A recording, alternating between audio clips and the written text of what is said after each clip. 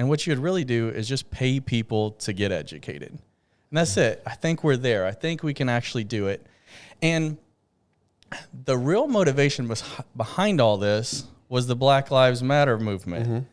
Because, man, it was terrible seeing all that. And then I went and marched with my kids, and I could see everybody motivated and inspired in a good way, but I didn't see what they were asking for. I didn't see the ask. I knew that they wanted this abstract concept of like, hey, man, we just want to all be treated equal. Stop killing us. You know?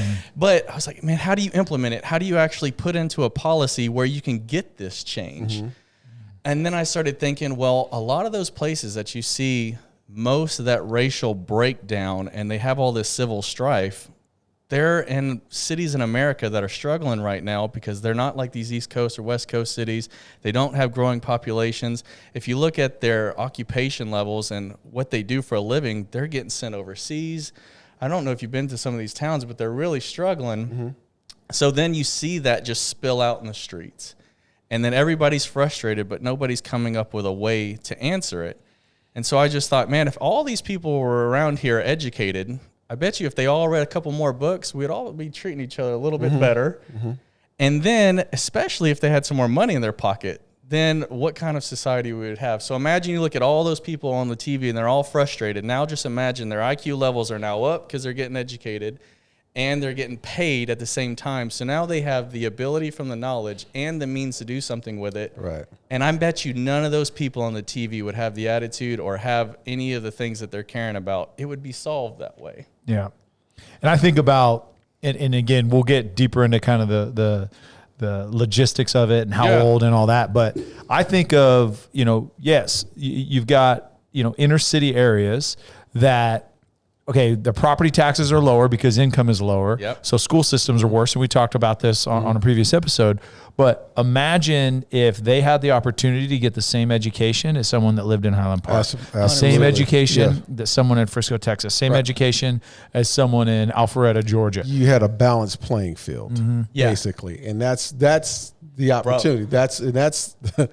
And that's been the biggest question, is that those that are in the inner city don't have access to the good education. They don't have income levels are way down. There's no hope. So, in our conversation that you and I had on this topic, those are the two things that I started to think, okay, well, evidence bridging that gap. I mean, this mindset bridges that gap in a lot of ways, as far as, applying someone reading, just through reading, getting points and actually getting paid to read. Yeah.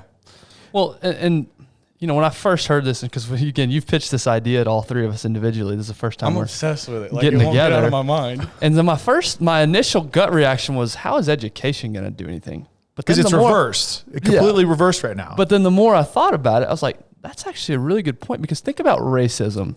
Now, racism is very nuanced. There's a lot to it, and I don't know all the history of it. But at its fundamental level, the reason I dislike somebody who's a different race than me, part of it is I'm not educated on that person.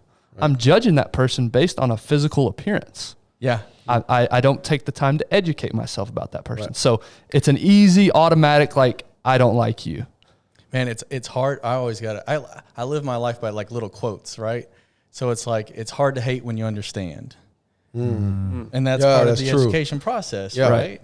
So it's like, maybe if you understood, say you open up a book, say you're just terrible racist, but then you read like any book, like read Uncle Tom's Cabin, right? You know what I mean? Like read all these books, and then all of a sudden you put it into historical perspective, and no longer is it inside your head. You can see through somebody else's eyes. Like literally when you read a book, it's like you're living in a fantasy world for a little bit. You get to live in it, feel cozy around, and then you come back out to this world that you know, but you've changed internally. Right. So like, you just do that. That's education.